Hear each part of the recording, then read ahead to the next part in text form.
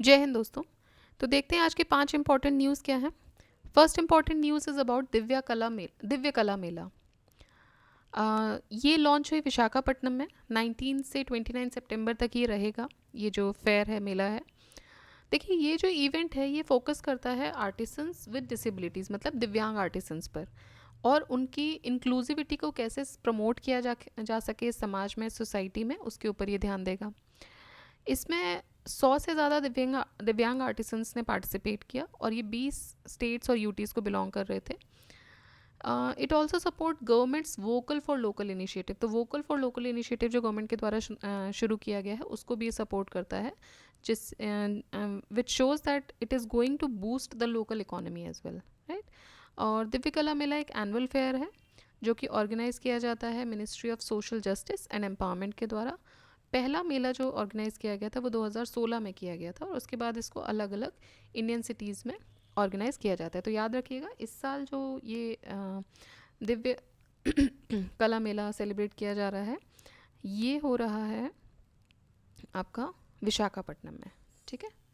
विशाखापट्टनम में, और किससे रिलेटेड है? दिव्यांग आर्टिसन से रिलेटेड है। 2 मेन फैक्ट्स आपको याद रखने हैं, और ये वोकल फॉर लोकल इनिशिएटिव को प्रमोट कर रहा है, ठीक है। नेक्स्ट देखते हैं कब से स्टार्ट हुआ था, ये भी याद रखिएगा। 2016 से ये चल रहा है, तो अभी 8th ईयर है इसका। नेक्स्ट न्यूज़ देखते हैं वेव्स। वेव्स क्या है? वेव्स है world audio visual and entertainment summit. तो world audio visual and entertainment summit जो है, इंडिया इसको होस्ट करेगा इस next year from February 5 to 9 2025, ठीक है। तो 2025 में India will host this summit. और इसका एम क्या है? इसका एम है to boost the India's media entertainment sector, और जो ग्लोबल इन्फ्लुएंस है उसको मजबूत करना। ये पहला ग्लोबल समिट है जो कि सारे एरियाज़ को कवर करेगा मीडिया और एंटरटेनमेंट इंडस्ट्री के।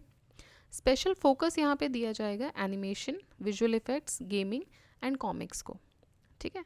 Animation, visual effects, gaming and comics, that is AVGC sector, इसको मिला के बोला जाता है AVGC सेक्टर। इस पर स्पेशल फोकस रहेगा। तेलंगाना गवर्नमेंट ने स्ट्रॉन्ग सपोर्ट शो किया है towards this waves summit, because it is becoming a hub for technology and creative industries. जो तेलंगाना है वो नया स्टेट जब से बना है तो वो एक हब के तौर पे इमर्ज हुआ है for technology and creative industries. Next देखते हैं first country in the world to eliminate leprosy. तो कौन सी ऐसी कंट्री है जो लेप्रेसी को जिसने एलिमिनेट कर दिया है? तो वो है जॉर्डन। जॉर्डन को रिकॉग्नाइज़ किया गया है as the first country in the world जिसने कि लेप्रेसी एलिमिनेट कर दिया। और किसने रिकॉग्नाइज़ किया है? It is being recognised by WHO। देखिए पिछले 20 साल से जॉर्डन में कोई भी इंडिजिनस लेप्रेसी का केस नहीं आया है। इंडिजिनस लेप्रेसी का मतलब क्या होता है कि ऐसे केसेस जो कि कंट्री के अंदर ही ओरिजिनेट हुए। अब if I am travelling to Jordan and if I am carrying some ये जो बैक्टीरिया में जिससे इन्फेक्शन होता है तो वो बाहर से आया हुआ केस है, ठीक है। इंडिजिनस का मतलब कि अंदर कोई ऐसा केस पिछले 20 साल से डेवलप नहीं हुआ है। लेप्रेसी की बात करें तो इसको हैंसन डिसीज़ भी बोलते हैं, और ये एक लॉन्ग लास्टिंग इन्फेक्शियस डिसीज़ है। किससे होता है? बैक्टीरिया से होता है। तो बैक्टीरियल डिसीज़ है ये। उस बैक्टीरिया का नाम क्या है? बैक्टीरिया का नाम है माइकोबैक्टीरियम लेप्री। ये स्किन को, नर्व्स को और कभी कभी बॉडी के कुछ और पार्ट्स को भी अफेक्ट करता है, और ये नेग्लेक्टेड ट्रॉपिकल डिसीज़ में इसको कंडक्ट किया। नेग्लेक्टेड ट्रॉपिकल डिसीज़ मतलब जिस पे बहुत ज़्यादा काम हुआ नहीं, इनको नेग्लेक्शन में रखा जाता है और ख़ासकर ट्रॉपिकल रीजन्स में ज़्यादा बढ़ते हैं। तो ये नेग्लेक्टेड ट्रॉपिकल डिसीज़ जो है इसको कंसिडर किया जाता है।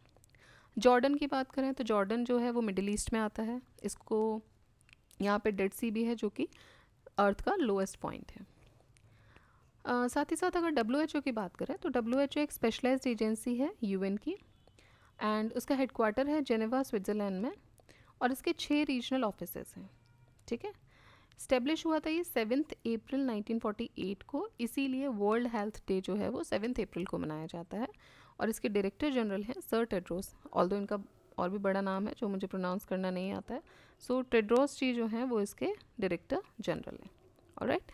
तो ये बात हुई WHO की। नेक्स्ट देखते हैं न्यू कोविड वेरिएंट XEC।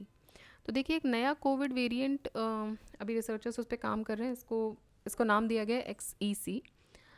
ये पहली बार इसके बारे में पता चला अगस्त 2024 लास्ट मंथ में जर्मनी में, और साइंटिस्ट ये मान रहे हैं कि ये बहुत ही जल्दी एक डोमिनेंट वेरिएंट के तौर पे फैलेगा इन द वर्ल्ड वाइड, बिकॉज ये बहुत जल्दी स्प्रेड हो रहा है।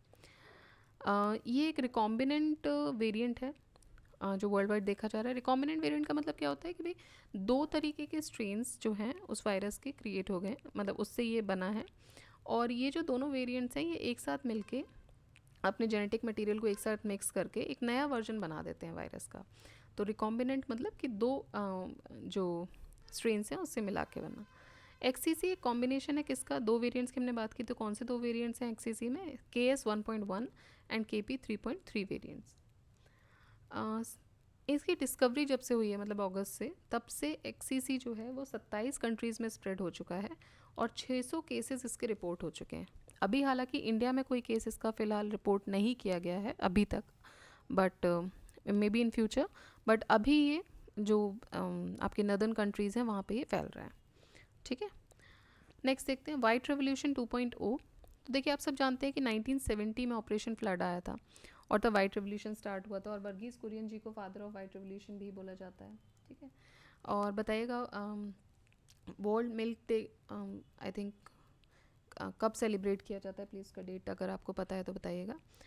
तो देखिए ये इंट्रोड्यूस किया गया है union home minister Shri Amit Shah ji के द्वारा, और ये लॉन्च किया जाएगा जिससे कि इंडिया की डेयरी सेक्टर को और ज़्यादा बूम मिले और ज़्यादा स्ट्रेंथन किया जा सके। ऑपरेशन फ्लड स्टार्ट हुआ था 1970 में, और इसने डेयरी इंडस्ट्री को ट्रांसफॉर्म कर दिया था कोऑपरेटिव सोसाइटीज़ के माध्यम से।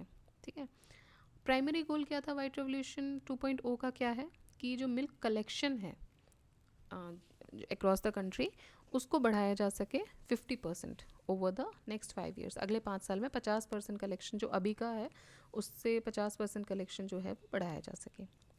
साथ ही साथ इसका एम है कि डेली मिल्क प्रोक्योरमेंट जो होता है उसको बढ़ाया जा सके, उसको बूस्ट किया जा सके। तो अभी कितना प्रोक्योर हो रहा है, 660 लाख किलोग्राम्स पर डे हो रहा है, और ये बोल रहे हैं कि इसको बढ़ा के इनको करना है 1007 लाख किलोग्राम्स पर डे। और ये कब तक करने के बारे में विचार कर रहे हैं, 2028-29 तक। To increase the coverage national dairy development board NDDB ये 56,000 नए कोऑपरेटिव्स बनाने के बारे में भी सोच रहा है, प्लान कर रहा है। ये जो इनिशिएटिव है इसको फंडिंग कहाँ से मिलेगी, तो इसको फंडिंग मिलेगी national programme for dairy development NPDD 2.0 से।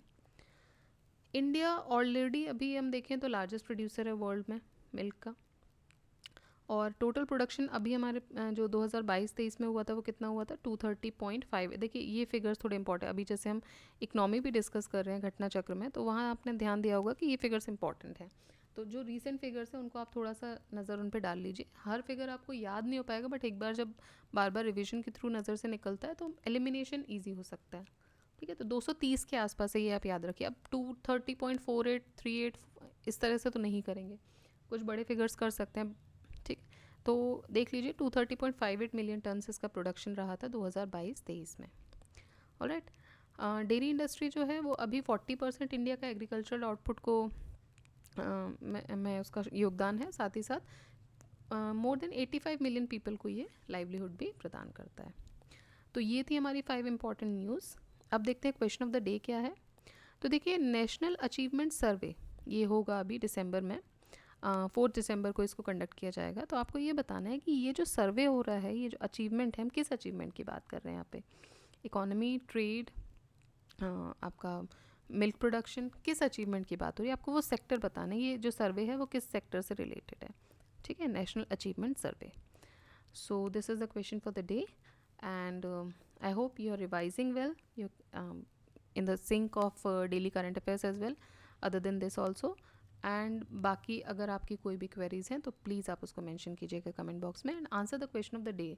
इसमें हार्डली आपको 2 सेकंड लगेंगे आंसर करने में, इतने बड़े क्वेश्चंस अभी मैंने इसलिए स्टार्टिंग में कुछ डाला नहीं है। और अगर आप में से कोई मेंस की प्रिपरेशन के लिए ओपन है कि मेंस की प्रिपरेशन भी होनी चाहिए या क्वेश्चंस आपको डेली चाहिए, तो प्लीज़ बताइएगा, वो भी स्टार्ट किया जाएगा धीरे धीरे। ठीक है, so keep revising, keep studying, till then जय हिंद, जय भारत।